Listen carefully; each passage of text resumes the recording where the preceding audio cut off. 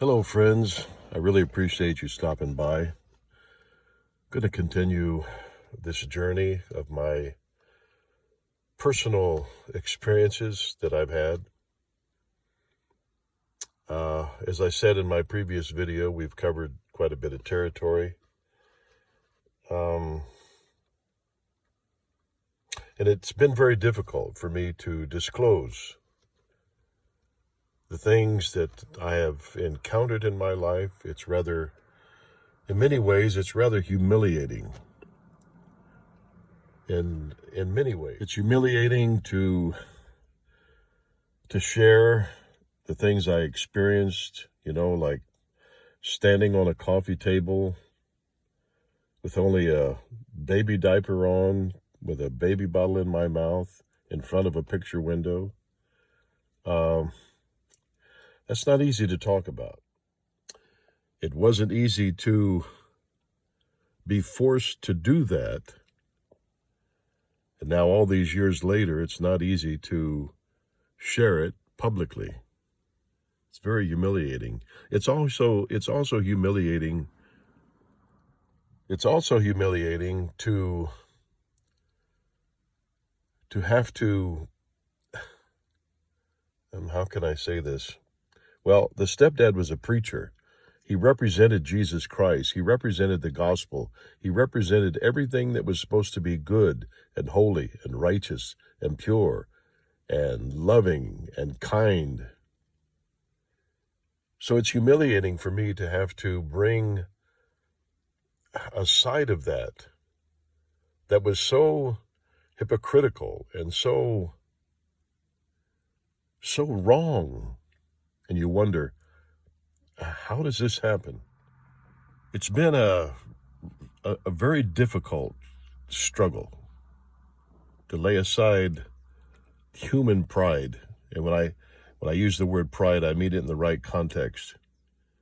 Pride of just being a man and just being proud of manhood and strength and courage and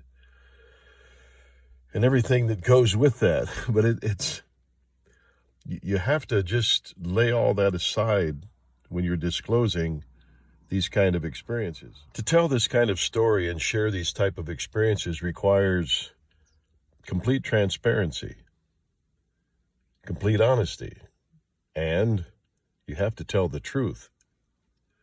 Remember, being honest isn't always truthful. I've heard a lot of people say, well, I'm going to be honest with you, but you find out later they weren't truthful. I like to think that honesty and being truthful is synonymous, but it's not always the case.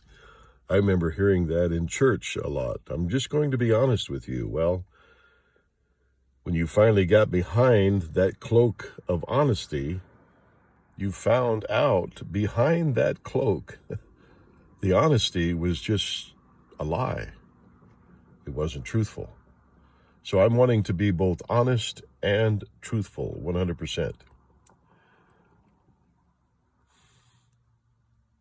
So it's not been easy, but yet I can tell by the comments, it certainly has helped someone.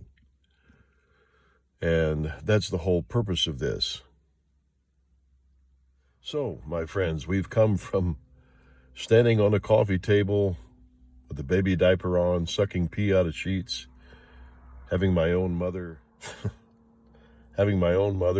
having some kind of vision about me turning into a woman, to now I'm very much a part of the church.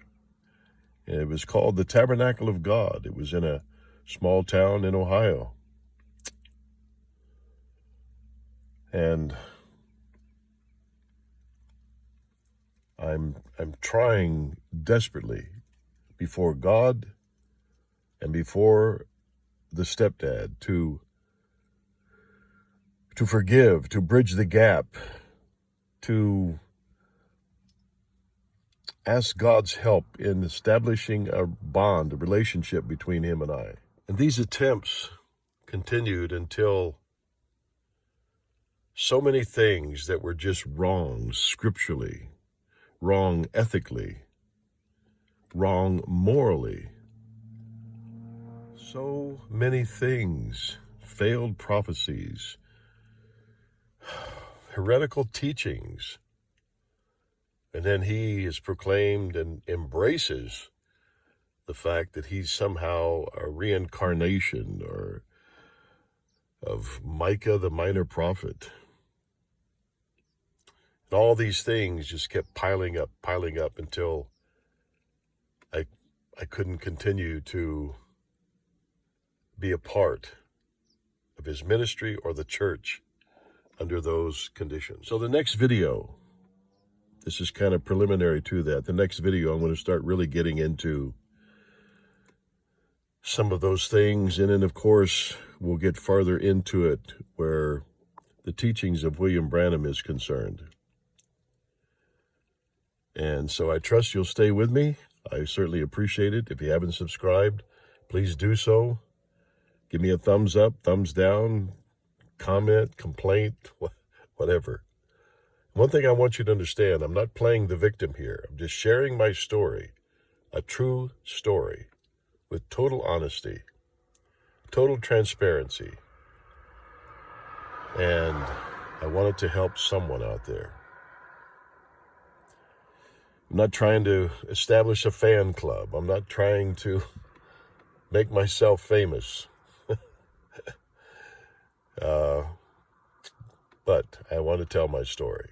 So until next time, God bless, protect your freedom, and remember that Jesus Christ is the only way, the only truth, and the only life.